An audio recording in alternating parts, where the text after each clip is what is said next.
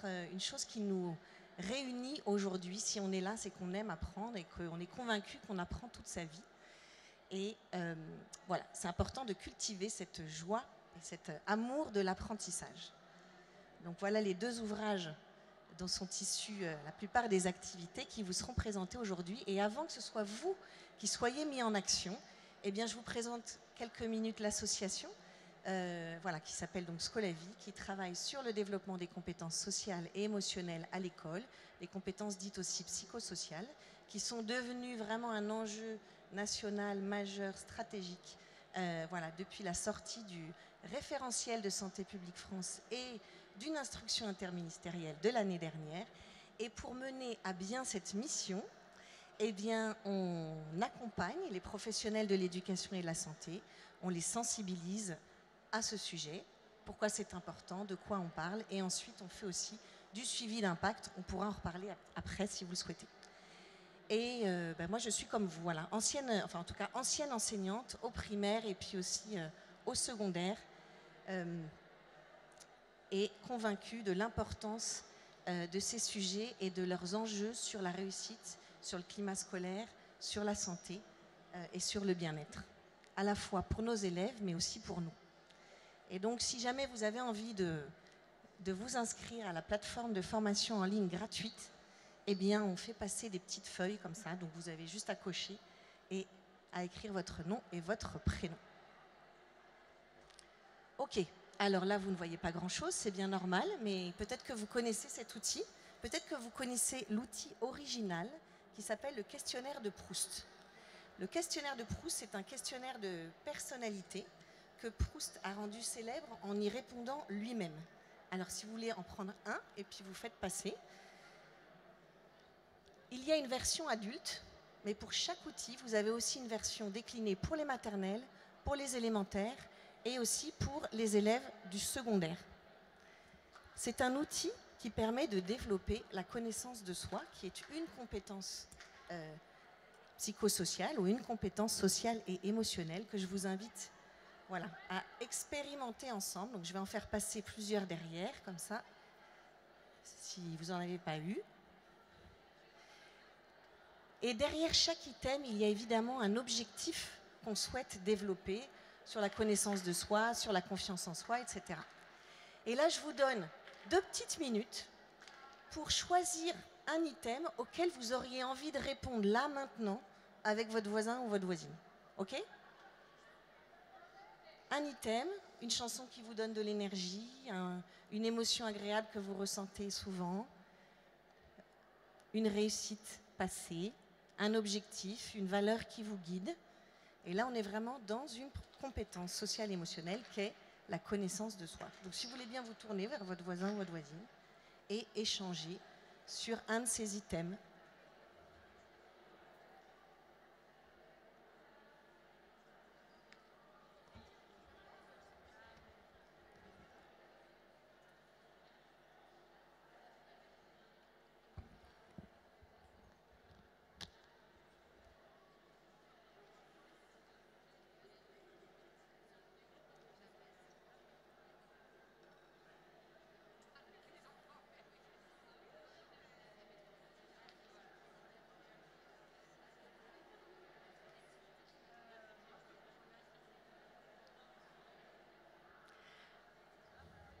Alors voilà, c'est une petite découverte. C'est en forme un peu de marque-page, donc vous pouvez l'emporter avec vous dans votre livre pour vous accompagner cet été.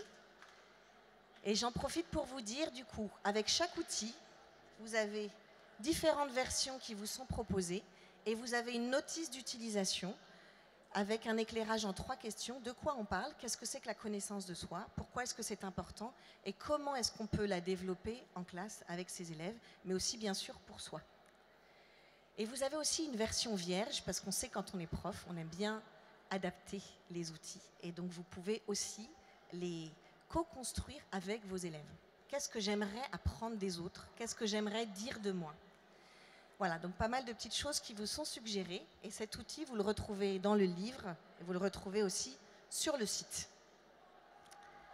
Librement téléchargeable. Alors, j'ai une petite balle avant qu'on continue d'explorer cette thématique des compétences psychosociales ou des compétences sociales et émotionnelles, si jamais, voilà, j'aimerais vous poser la question, qu'est-ce que ça évoque pour vous?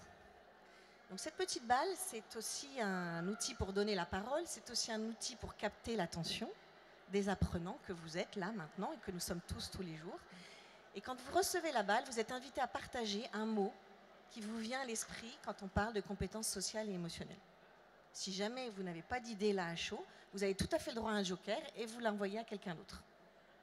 Très utile à faire en fin de cours. Qu'est-ce que tu as retenu de la leçon? Qu'est-ce que tu as retenu de ta journée? Allez, la balle, elle va passer 3-4 fois. Ceux qui la reçoivent sont invités à partager quelque chose en lien avec la thématique. Vous êtes prêts? Il faut que vous ayez les mains libres. Moi, je vais faire facile, vous êtes devant moi. Un mot, relation. Est-ce que vous pouvez l'envoyer à quelqu'un d'autre? Sensibilité. Alors, à quelqu'un d'autre. Confiance en soi. Allez, envoyez-la à quelqu'un d'autre. Gratitude. L'humain. Encore une fois ou deux. Positivité. Allez, une dernière. Un dernier lancé. Gestion. Eh bien, merci beaucoup. Déjà, on sait combien il est important dans l'apprentissage de partir des représentations de ces apprenants. Eh bien, vous avez déjà partagé un petit peu toutes les dimensions en lien avec ces fameuses compétences sociales et émotionnelles. La dimension de la relation, là vous avez parlé de la sensibilité, vous avez parlé de gestion, peut-être gestion des comportements, gestion des émotions, de pas mal de choses qui nous permettent déjà d'entrer dans le sujet. Et donc, si jamais, voilà, c'est une thématique que vous connaissez encore pas très bien, ce qui est tout à fait OK, ou même un peu, voire même beaucoup, sachez qu'on propose des outils que vous retrouverez encore une fois dans les ouvrages, pour justement apporter un éclairage supplémentaire sur ces compétences sociales et émotionnelles. Alors vous avez parlé de l'humain, voilà, donc on sait que ce sont des compétences transversales, on sait que ce sont des compétences humaines, et donc l'approche du professionnel est humaniste en ce qu'il porte un regard bienveillant et respectueux. On a essayé de prendre cet outil pédagogique que vous connaissez tous et de le décliner, voilà, pour définir les compétences psychosociales ou compétences sociales et émotionnelles, qui sont toutes ces compétences adaptatives dont on a besoin au quotidien pour mieux vivre, pour mieux apprendre, pour mieux interagir avec les autres. Donc l'écoute, l'empathie, la gestion des émotions, la connaissance de soi, la résolution de problèmes, voilà, pas mal de choses que vous connaissez. Et donc pour aller un petit peu plus loin sur cette question des compétences sociales et émotionnelles, qu'est-ce que c'est? Sachez qu'on a développé ce petit outil. On s'est dit avec Scolavi, si on avait 10 messages clés à faire passer sur cette thématique, qu'est-ce que ce serait? Donc on a 10 cartes messages et sur chaque message, vous avez un lien vers une ressource théorique et scientifique et un lien vers un outil pratique pour pouvoir eh bien, le développer et l'intégrer dans votre quotidien. Le premier message, c'est que forcément, ces compétences-là, ce sont des compétences de vie dont on a besoin à l'école, en dehors, en famille, dans la société. C'est pour ça que les Anglais les appellent les life skills ou les soft skills, les compétences douces qui permettent de mieux apprendre. Et puis, on a un deuxième message ici. Est-ce que vous serez cap ou pas cap d'entretenir la motivation de vos élèves? Et il y a une théorie que vous connaissez peut-être qui s'appelle la théorie de l'autodétermination, qui dit qu'il y a 3 besoins à satisfaire pour générer une motivation optimale chez nos élèves. 1, le besoin qu'ils ont de se sentir compétents. Je me sens capable d'eux, je pense que j'ai les ressources pour être à même de présenter un exposé ou de faire cette activité, etc. Très lié à la confiance en soi. Le deuxième besoin psychologique fondamental, c'est le besoin d'autonomie, le besoin qu'ils ont de se sentir à l'origine de leur comportement. Est-ce qu'on leur donne de l'initiative? Est-ce qu'ils ont du choix? Par exemple, vous leur donnez 3 exercices à faire et vous leur dites, vous en choisissez un à faire parmi ces 3-là. C'est déjà satisfaire leur besoin d'autonomie. Et le troisième besoin fondamental, c'est le besoin de proximité sociale, ce besoin qu'on a de se sentir en lien, en interaction, ce besoin d'affiliation. Comment est-ce que dans nos classes, on va nourrir ce sentiment d'appartenance? Comment est-ce qu'on va les mettre en situation de coopérer, de travailler ensemble, l'entraide, etc. Et donc ces 3 besoins psychologiques fondamentaux, c'est vraiment le cap ou pas cap, on en a fait un acronyme, voilà, pour espérer générer une motivation durable et générer du bien-être dans l'apprentissage. OK ? Alors, petit outil que nous allons co-construire ensemble aujourd'hui, on sait qu'une grande difficulté, peut-être de plus en plus difficile, c'est de capter l'attention de nos élèves et de la maintenir dans le temps. Peut-être que là, c'est très difficile pour vous, vous êtes en fin de journée, il y a beaucoup de choses qui se passent autour, c'est un vrai défi. Dans le livre, on propose plusieurs outils pour justement développer cette attention et notamment par des pauses attentionnelles. Dans ma classe, quelles sont les pauses attentionnelles individuelles et ou collectives que je peux proposer? Collectif, quand je sens que ma classe a besoin de se remobiliser, de retrouver l'énergie entre deux activités, en rentrant de la récréation, etc. Et des pauses attentionnelles individuelles, si un élève a besoin de faire une pause, 2-3 minutes, quel type de pause peut-il faire? Plus on associe les élèves à cette réflexion, plus ils vont être engagés. Donc il y a la roue de la pause, il y en a un petit exemplaire qui est là, mais il y a aussi un autre outil qui s'appelle l'abécédaire des activités pour faire une pause. Et là, je vous invite à la co-construire ensemble, peut-être, en tout cas pour les premières lettres de l'alphabet. Alors, est-ce que quelqu'un aurait l'idée d'une pause que vous proposez ou que vous pourriez proposer dans vos classes qui commence par un A? Automassage, ok? Par un B? Bailler, effectivement. Par un C? Chanter. Cohérence cardiaque. Par un D? Danser. Par un E? Écouter. Je crois que c'est ça que j'ai entendu. Écouter une chanson, une musique apaisante, écouter une conversation avec son voisin, en essayant d'être pleinement dans cette écoute active et bienveillante. Vous voyez un petit peu l'idée. Et c'est vrai que c'est ce qu'on dit beaucoup dans l'ouvrage pour les maternelles. L'idée, c'est de proposer des rituels dans sa journée. Mais pour que ces rituels ne deviennent pas routiniers, il faut varier les plaisirs. Il faut varier les outils, même s'ils ont le même objectif. Donc, pour développer ces capacités attentionnelles et une compétence psychosociale qui est la capacité d'attention à soi, on propose plusieurs outils. La roue de la pause, l'abécédaire des activités pour faire une pause, vous avez la cocotte de l'attention, vous avez le chemin de l'attention et vous avez le cube de l'attention. C'est un petit peu toujours la même chose, mais c'est présenté de manière un petit peu différente pour varier les plaisirs. OK ? Alors maintenant, je demande, est-ce qu'il y a 3 personnes qui veulent bien venir là devant? Il s'agit juste de montrer un geste. Vous pouvez taper du pied, taper dans les mains, faire un tour sur vous-même, quelque chose de très simple. Allez, merci de vous dévouer. Vous n'allez pas la laisser toute seule quand même. Merci. Allez, une 3e personne, super. Alors, mesdames, merci déjà d'être là. Alors, l'idée, c'est que vous montriez chacune un geste. Donc, madame, vous allez commencer. Après, vous allez reprendre le geste de votre voisine, ajouter le vôtre. Et vous êtes à la fin, pas de bol. Vous allez devoir reprendre ceux de vos 2 voisines et ajouter le vôtre. OK ? OK.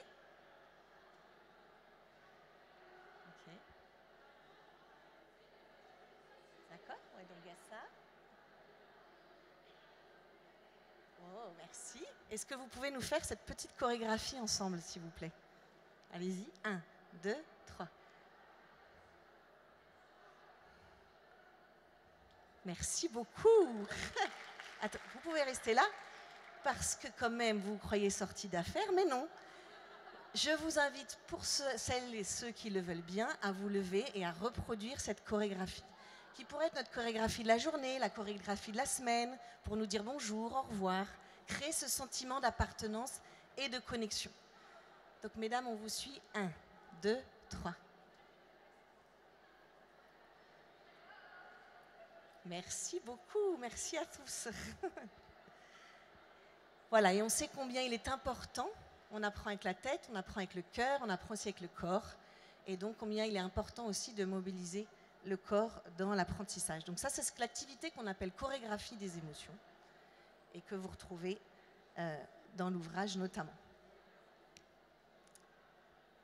Alors, on était un peu dans l'introduction des compétences sociales et émotionnelles. Maintenant, je vous propose de découvrir et d'expérimenter très rapidement un outil ou 2 par famille de compétences. Parce que dans les compétences sociales et émotionnelles, qu'on appelle aussi compétences psychosociales, qu'on appelle aussi compétences transversales, compétences de vie, etc., il y a 3 grandes familles, les compétences cognitives, les compétences émotionnelles et les compétences sociales. Dans les compétences cognitives, vous avez déjà utilisé, expérimenté un outil tout à l'heure, qui est le questionnaire de Proust. C'est un outil qui permet de développer la connaissance de soi. Dans la connaissance de soi et dans cette capacité d'auto-évaluation positive, qui est une compétence sociale et émotionnelle, il y a connaître ses forces de caractère, ses qualités, mais aussi connaître les forces de caractère des autres, mais aussi les forces, les qualités d'un projet, d'une équipe, d'une école. Et la recherche, elle est passionnante sur ce sujet en psychologie parce qu'elle a identifié 24 forces universellement reconnues qu'on retrouve en tout point du globe, donc qui existent partout. Ce sont des traits de personnalité positifs, assez stables dans le temps, et qui nous permettent de fonctionner de manière optimale et de mieux interagir avec les autres et du coup de mieux apprendre, de mieux être résilient, de se connaître davantage. Si on les utilise, ne serait-ce que nous dans notre profession, eh bien la recherche montre qu'on a tous 5 forces ou qualités plus fortes que les autres et qui constituent nos forces de signature, notre signature personnelle. Alors peut-être que c'est un peu loin pour vous, mais on dit souvent avec les élèves quand on travaille sur ce sujet, est-ce qu'il y a un effet waouh? Vous voyez ces noms des 24 forces, est-ce qu'il y en a, vous vous dites « Ah oh oui, ça c'est moi » ou au contraire, vous vous dites « Ah non, ça c'est surtout pas moi ». C'est déjà apprendre à se connaître. Et la recherche montre vraiment, si on permet par nos rétroactions, des activités en classe, etc., de permettre aux élèves d'identifier, de comprendre, de développer leurs forces au quotidien, ils vont vraiment mieux réussir et on va créer un climat de classe favorable aux apprentissages. Alors, je ne sais pas, est-ce qu'il y en a parmi vous qui ont un effet waouh dans un sens comme dans un autre? Si je vous dis la créativité, par exemple. L'effet waouh, pas dans... Non, ça, c'est pas vous. Ok, ben c'est très bien, on n'a pas tous les mêmes forces. Est-ce qu'il y en a qui ont cette qualité, cette force de la créativité? Vous aimez? Oui. Et la créativité n'est pas l'apanage des arts, hein, ça peut, voilà, super. Et ce n'est pas parler de soi de manière vantarde, excessive. On a tous des forces, on a tous des qualités. On a tous des faiblesses aussi. Mais vraiment, l'idée ici, grâce à ces outils, c'est de réorienter notre attention sur le positif, sur ce qui nous ressource.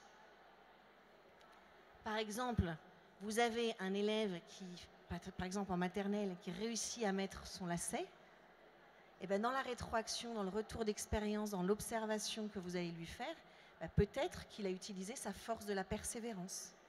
Et par nos retours d'expérience, par nos feedbacks, eh bien on peut déjà, tout simplement, permettre d'identifier leurs forces de caractère et les forces des autres. Alors on a pas mal d'outils, certains que vous retrouvez ici, mais d'autres dans le livre, bien sûr, qui permettent justement, eh bien, de permettre aux élèves de la maternelle jusqu'au lycée de développer cette connaissance autour des forces de caractère. Donc vous avez des jeux de cartes, vous avez des fiches des forces, des puzzles des forces, des chansons des forces. Si je vous dis la chanson de France Gall, Résiste, quelle force est-ce que pour vous ça illustre cette force, cette chanson? Oui? La combativité, la persévérance, etc. Bon, on peut aussi travailler en chanson, en musique, à travers les arts, etc. Donc pas mal d'idées pour vraiment aller explorer cette thématique autour des forces de caractère. Et je vous disais tout à l'heure, si vous êtes ici, si vous êtes à KED aujourd'hui, si vous êtes à cet atelier, c'est que probablement vous avez cette force de l'amour de l'apprentissage qui fait partie de ces 24 forces universelles reconnues par la recherche de Peterson et Seligman, qui sont 2 chercheurs en psychologie positive. Et si jamais ce soir, demain, pendant les vacances, vous avez envie d'aller faire un test en ligne, qui est scientifiquement validé, gratuit, qui existe dans toutes les langues, avec aussi une version pour les plus jeunes, eh bien, vous pouvez aller taper sur votre ordinateur ce lien et vous pouvez aller faire ce questionnaire. Très intéressant dans la connaissance aussi que vous avez de vous-même. Ça va ? Alors ça, c'est un petit éclairage sur les compétences cognitives. Il y en a évidemment bien d'autres de compétences dans cette famille-là, mais on on a surtout exploré aujourd'hui la connaissance de soi et la connaissance des autres. Et ça, c'est vraiment un outil, des outils qu'on peut aussi utiliser en équipe. Quelles sont nos forces de caractère? Comment est-ce qu'on les développe au quotidien? Où on a je sais pas, un projet, une sortie de classe à utiliser, de quelle force à organiser, de quelle force on va avoir besoin, etc. Je ne sais pas s'il y a des personnes qui sont collègues ici, vous avez des collègues. Eh bien, l'idée aussi, c'est d'aller reconnaître chez les autres les forces qu'on leur attribue, qu'on leur reconnaît. Donc moi, je t'offre la force de la créativité parce que, ou je t'offre la force de la persévérance parce que. Donc peut-être que je peux vous lancer un défi aujourd'hui, et c'est ce qu'on écrit dans le bouquin, le défi des forces. Eh bien, c'est peut-être comme un cadeau, avant que la fin de la journée arrive, eh bien, c'est d'offrir une force à quelqu'un autour de vous. OK? Oh, ça peut même être vous-même. Alors, petit tour par les compétences émotionnelles. Je pense que ça, c'est une thématique peut-être que vous appréhendez plus facilement, quoique. Il y a beaucoup de choses qu'on peut utiliser à l'école, que vous utilisez peut-être déjà. On n'a pas le temps ici d'y faire un tour, mais vous avez pas mal d'outils qu'on vous propose aussi, que vous pouvez librement télécharger et consulter dans les ouvrages pour aider les élèves à identifier, comprendre, exprimer, réguler et utiliser leurs émotions au quotidien. Donc là, si je vous demandais, je ne sais pas si votre état émotionnel du moment était une couleur ou était un chiffre, où est-ce que vous vous situeriez? Vous avez le droit de dire 1, 2, 5 aussi. Merci pour ce partage. Et c'est vrai que plus on invite les élèves, même s'ils sont plus grands, eh bien, à se connecter à cet état émotionnel, plus ils vont comprendre que les émotions, c'est comme la météo, que ça ne dure pas et qu'elles changent. Et puis si jamais on prend ce temps de l'accueillir, eh bien, l'idée, c'est ensuite de mieux la gérer et de mieux la réguler. C'est valable pour ses émotions, mais aussi celles des autres. Et puis j'ai mis une petite chanson ici parce qu'il y a au moins une dizaine de comptines en lien avec les émotions que vous retrouverez aussi dans l'ouvrage. Et notamment, cette petite comptine sur l'air de Un siphon fond fond. Ces émotions, l'idée, c'est d'en faire des compagnons au quotidien.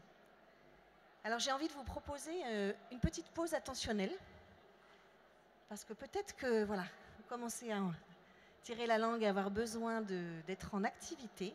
Et c'est une pause attentionnelle en lien avec les émotions. Je ne vous en dis pas plus, on en parle juste après. Encore une fois, vous êtes invités à expérimenter, vous n'êtes pas obligés. L'idée, c'est de se mettre 2 par 2 et de vous mettre debout et de suivre mes petites consignes, si ça vous va. Donc, si vous voulez bien vous mettre debout, 2 par 2, que personne ne soit tout seul, face à face. Allez. Donc ça va être sportif vu le bruit qu'il y a autour. Alors est-ce que vous savez compter jusqu'à 3? A priori oui. Vous allez être mes cobayes, mesdames, si vous voulez bien. Donc madame, vous allez dire 1, vous dites 2 et vous dites 3. Et ensuite vous dites 1, 2, 3, 1, 2, 3, 1, 2, 3. Ça va? C'est tout. Et quand je tape dans les mains ou quand je parle, en gros, votre attention revient vers moi. C'est tout pour l'instant. Première manche. On y va, c'est parti.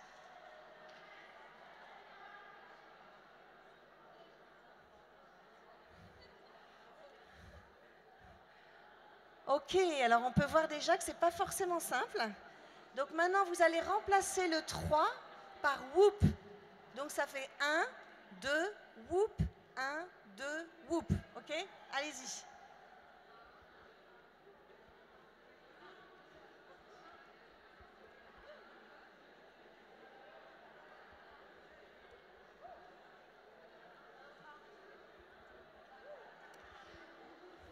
Ok, et maintenant vous allez remplacer le 2 par un tapement dans les mains. Donc ça fait 1, vous claquez dans les mains, whoop. Ok? Allez-y.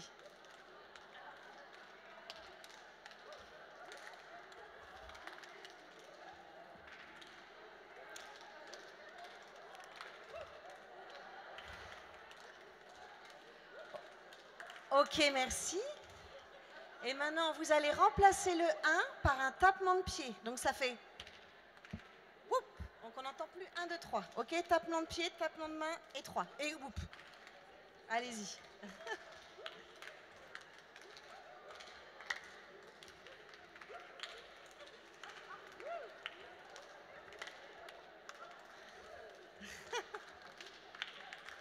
Ok, merci beaucoup, c'est tout.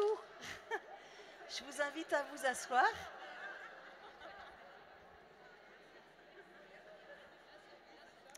Alors, dans le développement des compétences sociales et émotionnelles, on voit ça dans la littérature, à toujours revenir sur l'expérience du moment, à nourrir cette posture réflexive, qu'est-ce que j'ai ressenti, etc.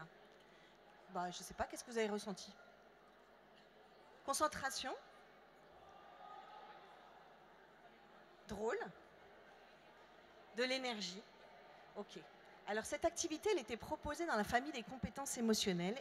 Et en fait, c'est une activité qui est scientifiquement validée et qui devrait, si l'expérience se passe comme souvent elle se passe, vous donner de l'énergie, vous permettre de vous connecter vraiment à l'autre tout en étant très concentré. Mais on voit bien que le niveau sonore a augmenté, il y en a beaucoup qui ont ri, etc. Bon, si on recherche le calme, c'est évidemment absolument pas cette activité qu'il faut faire, on est d'accord, mais c'est une activité qui permet de comprendre que les émotions agréables, puisque c'est de ça en fait, c'est plutôt ce que vous avez expérimenté, réénergisent et nous permettent vraiment de nous connecter aux autres. Donc, on a beaucoup d'outils qui portent sur des activités qui permettent de générer des émotions agréables. Parce que la recherche montre que ce n'est pas tant l'intensité de l'émotion agréable qui compte, mais leur multiplicité. Et plus on vit avec nos élèves des émotions agréables, plus on les conscientise, plus on met des mots dessus, plus ça va générer un climat de classe positif et ce que la recherche, ce que les chercheurs, et notamment Barbara Fredrickson, appellent la motivation dite d'approche. J'ai envie d'y aller, j'ai envie d'apprendre. On rigole, c'est sympa. Et c'est pas parce qu'on rigole qu'on n'arrive pas à être concentré. Voilà. Donc là, c'est les recherches de Barbara Fredrickson. Et donc, comment, dans vos classes, vous en vivez tous des émotions agréables, mais comment réorienter notre attention dessus, parce qu'elles ont vraiment un rôle considérable à jouer.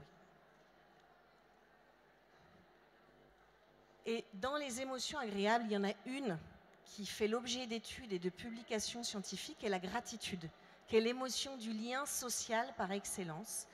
Les pouvoirs de la gratitude sont tellement importants qu'il y a même un ouvrage qui a été écrit par une membre de notre conseil scientifique qui s'appelle Rebecca Shankland et qui s'appelle Les pouvoirs de la gratitude. Et donc l'idée, c'est pendant nos journées de classe, à la fin d'une semaine, à la fin d'une période, eh bien c'est de pratiquer, être invité à pratiquer chacun individuellement, collectivement, à eh bien, cultiver cette émotion de la gratitude, cette orientation reconnaissante. Qu'est-ce que j'ai aimé aujourd'hui? C'était quoi le soleil de ma journée? Écrire une lettre de gratitude, organiser un mur de la gratitude, jouer avec des outils, vous retrouverez des mémories de la gratitude, des jeux de plateau pour nourrir cette émotion si puissante. Voilà, donc je ne sais pas si quelqu'un a envie de nous partager, si jamais je vous invitais à faire ensemble un mur de la gratitude. Est-ce qu'il y a un moment, depuis que vous êtes levé ce matin, pour lequel vous êtes particulièrement reconnaissant? Et vous voulez bien nous le partager ou non? Ok. Bah, des rencontres, par exemple, des échanges. Et donc, vous connaissez peut-être cette recherche qui s'appelle les 3 kiffs par jour ou les écrits de Florence Schreiber. Voilà, j'arrive. Et l'idée, ça c'est une activité scientifiquement validée. Tous les jours, se demander quels sont les 3 moments chouettes de ma journée. Et pourquoi pas le faire de temps en temps avec nos élèves. Quels sont les 3 moments que tu as aimés aujourd'hui, ou cette semaine, ou cette période-ci? Parce que c'est vraiment, encore une fois, les enjeux sur la santé et sur le climat de classe sont vraiment considérables. Et enfin, pour finir, parce que c'est l'heure, on a quelques outils pour développer les compétences sociales que vous pourrez retrouver, voilà, notamment dans les ouvrages, encore une fois, ou sur le site de Scholavie. Voilà, le jeu du lien, la spirale des ressources.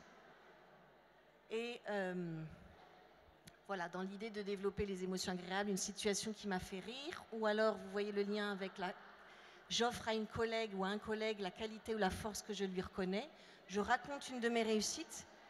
La réussite, c'est le premier levier pour nourrir la confiance en soi. Donc permettre à nos élèves de vivre des expériences de réussite et surtout de les partager, de les identifier. Tous ces rituels autour des réussites sont fondamentaux. Les réussites individuelles mais collectives, le journal des réussites, le mur des réussites, le portrait d'une réussite. Et même pour nous, évidemment, c'est fondamental. Et on arrive à la fin bientôt. Et donc vous avez une petite cocotte ici qu'on vous propose. C'est la cocotte pour raconter une expérience. C'est la cocotte aussi comme tous les outils qu'on développe pour tous les niveaux de classe, maternelle, élémentaire, collège, lycée, etc. Donc, vous voyez, pour les plus jeunes, c'est je raconte un soleil de ma journée, une chose que j'ai apprise, etc. Une manière d'organiser un retour sur l'expérience qui soit un petit peu différent. Alors, j'avais envie de vous poser la question par rapport à cette journée ici, ou alors par rapport à cet atelier, une chose que vous retenez, avec laquelle vous repartez. Un outil, un ressenti, une chose que vous avez envie de faire. Voilà. Pardon? L'envie. Eh bien, c'est déjà beaucoup. C'est une émotion agréable, importante. La motivation. Donc, ces petites cocottes, eh bien, vous les retrouverez là, ainsi que les ouvrages. Et on est à la fin de l'année. Enfin, vous êtes en vacances. Pour la plupart, peut-être. Eh bien, on propose voilà, des outils aussi pour vous permettre à vous de faire un petit bilan réflexif. Voilà. Mon bilan de l'année, si c'était une réussite, une force que j'ai beaucoup développée, mon plus grand fou rire, une force peut-être qui m'a manqué, mes besoins, mes objectifs pour la rentrée, etc. Et ouvrez l'œil parce qu'il y en a qu'on propose aussi pour la rentrée, pour vous aider à cultiver un état d'esprit d'ouverture positif à l'aube de la rentrée. Donc, je voulais vous remercier avant de vous laisser. Je voulais vous dire que le 4 octobre, on organise pour ceux qui sont parisiens une soirée autour des compétences sociales et émotionnelles au Philantrolab, qui est un superbe lieu où on a la chance de travailler et qui est ouvert à tous. Donc si jamais vous avez envie de venir pour partager, pour échanger par rapport à ces sujets, eh bien il y aura de nombreux acteurs que vous connaissez peut-être, et puis des inspecteurs, des chercheurs, des enseignants qu'on invite aussi voilà, pour venir peut-être témoigner, échanger, se rassurer dans ces pratiques et tout simplement passer un moment agréable. Voilà. Et donc avant de partir, je vous laisse un petit défi. Parce que nous, on aime bien les petits défis positifs. Donc, vous en choisissez un au hasard. Si pour vous, ce n'est pas un défi, eh bien, je vous invite à échanger avec peut-être d'autres personnes autour de vous. Voilà. Et je vous remercie beaucoup pour votre attention. Bonne fin de journée et à bientôt peut-être.